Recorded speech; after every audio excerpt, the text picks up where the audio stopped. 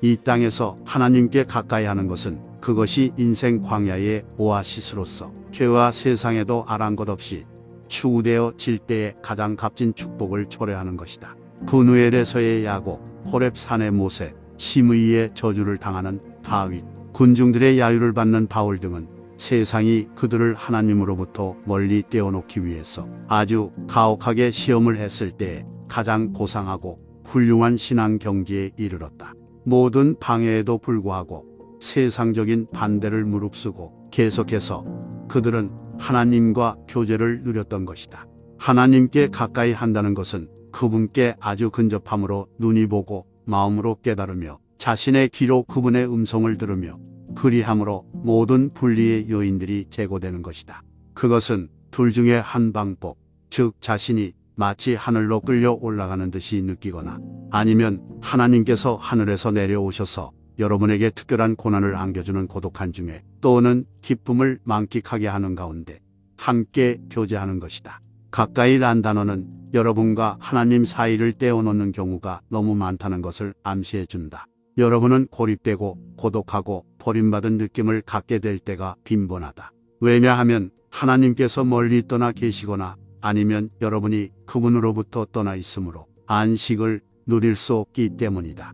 그러다가 당신 속에 있는 모든 것이 여러분을 다시 하나님께로 향하게 하면 그때에 비로소 그분과 멀어지게 하던 요인이 사라지는 것이다. 그때에 하나님과 교제가 이루어지고 그분께서는 당신 곁에 계시며 자신이 하나님 곁에 있다는 사실을 다시 한번 깨닫는다. 이 세상이 여러분을 하나님에게서 멀리 떼어놓는 방법은 잔인한 것이다. 속세에서 벗어나서 암자나 수도원으로 피하는 것이 해결책은 못 된다. 그러나 하나님과 끊임없이 교제하기 위해서 그러한 조치를 취했던 사람들의 영혼 속에 지속되어진 것, 즉 하나님을 간절히 사모하는 마음은 이해할 수 있다. 만일에 속세를 벗어났던 사람들이 이 세상을 잊어버릴 수 있었다면 하나님께 가까이 하기 위하여 그렇게 하는 것이 해결책이었을 것이다. 그러나 그들의 몸은 깊은 은신처에 있다 할지라도 마음에는 세상을 간직하고 있는 것이다.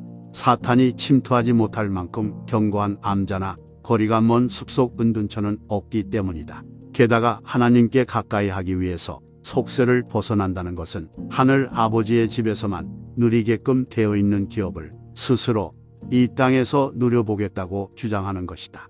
격리 생활을 함으로 사람들이 많은 유혹에서 벗어날 수 있는 것은 사실이다. 눈으로 더 이상 많은 허용된 일들을 보지 않게 된다. 그러나 그 생활은 비정상적인 것이다. 삶이 옹색해진다. 인간적인 것이 작은 차원으로 축소되어진다. 거기에는 의무, 직업, 능력 발휘가 없어진다. 투쟁이 없어지며 따라서 그것으로 말미암는 승전이 지연되는 것이다.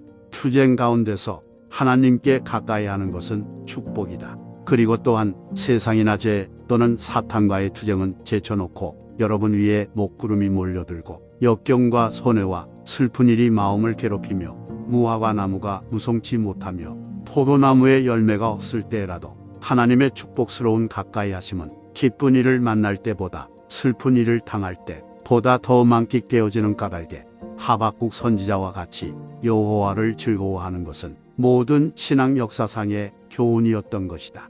다윗은 마음껏 사치와 부요를 누릴 때가 아니라 사울이 그를 죽이려고 박해했을 때에 하나님을 향해서 가장 아름다운 찬양을 드렸던 것이다. 일상생활에서 이렇게 하나님을 무시하는 것이 하나님과 하나님을 두려워하는 사람 사이에 강물 줄기 같이 흘러 틈을 낸다. 그러므로 여러분의 신앙은 여러분이 이 물의 흐름에 저항하여 하나님과 단단히 붙어 있으려고 힘쓰는 만큼 분투해야 한다. 하나님께서 그러한 사실을 알고 계시며 따라서 그의 영원하신 자비하심으로 인해 여러분과 여러분이 아끼는 사람들에게 점점 더 가까이 친밀하게 그리고 신속하게 다가오실 것이다. 현대의 이러한 유혹적인 상황 가운데에서조차도 여러분을 위시한 모든 신자들이 하나님께 가까이 나아갈 수 있게 하기 위해서 말이다. 그러나 하나님의 자녀들이 세상과 타협할 때에는 전혀 평안을 얻지 못하게 된다. 그리고 하나님에 대한 막연한 사랑은 어느 때보다 더욱 용납되지 않게 될 것이다. 유일한 구원 방법은 하나님께 나는 당신을 사랑합니다. 라고 말할 수 있는 은밀한 교제를 누리는 것이다. 그때의 여러분은 하나님과 동떨어진 곳에 홀로 서 있지 않고 여러분의 영혼과 영원하신 그분과의 인격적인 만남 가운데 점점 더 그분께 가까이 나가게 될 것이다. 개혁주의 신학의 대가 아브라함 카이포 목사님의 말씀입니다. 이 메시지의 핵심 내용을 정리해 봅시다. 첫째, 하나님과 가까워진다는 것은 모든 분리 요인을 제거하는 친밀감을 경험하는 것이며 기쁨이나 고통 속에서 하나님과 교제할 수 있는 것입니다. 둘째, 세상은 종종 우리를 하나님으로부터 멀어지게 하려고 하지만 원둔하는 것은 승리를 지연시키고 삶을 작은 차원으로 축소시킬 뿐이므로 정답이 아닙니다. 셋째, 고난 속에서도 우리는 하나님께 가까이 다가가 그분의 축복을 경험할 수 있습니다. 세상의 흐름에 저항하고 그분께 굳게 붙어 창조주와의 친밀한 교제를 추구하고 그분의 영원한 자비를 경험하기 위해 노력합시다. 세상이 우리를 끌어내려고 해도 우리는 기쁨과 고통 속에서 저항하고 그분께 매달려야 합니다. 세상과 타협하지 말고 하나님 아버지께 점점 더 가까이 다가가 그분의 축복과 영원한 자비를 경험합시다. 그분 안에서 우리는 이 세상의 어려움을 헤쳐나가는 데 필요한 힘과 평안, 그리고 다가올 영생의 희망을 발견할 것입니다. 이제 이 메시지를 기억하며 함께 기도의 자리로 나아갑시다. 하나님 아버지, 우리는 열린 마음과 당신에게 가까이 가고자 하는 깊은 열망으로 당신 앞에 나옵니다.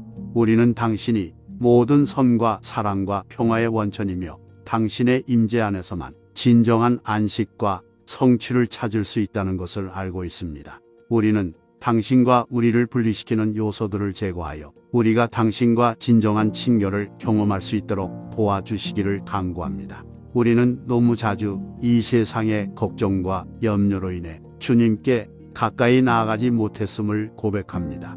우리는 일상과 산만함에 사로잡혀 주님을 위해 시간을 내는 것을 잊고 불안과 걱정으로 마음이 무거워집니다.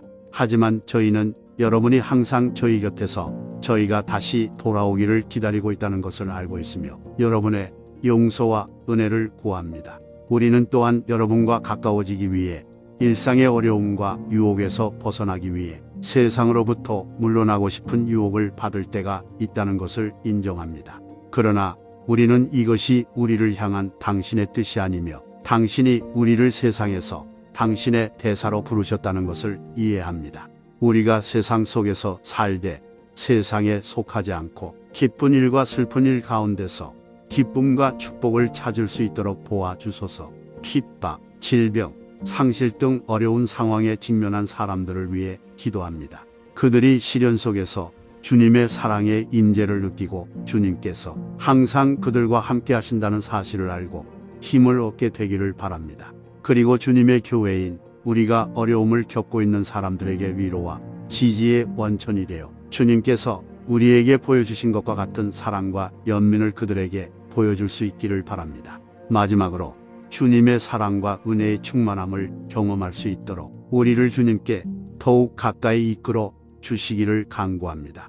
우리가 세상의 흐름을 거스르지 않고 주님께 굳게 붙어 있도록 도와주시고 우리 삶에 대한 주님의 목적을 성취하고 주님의 이름에 영광을 돌릴 수 있도록 도와주십시오. 예수님의 이름으로 기도합니다. 아멘.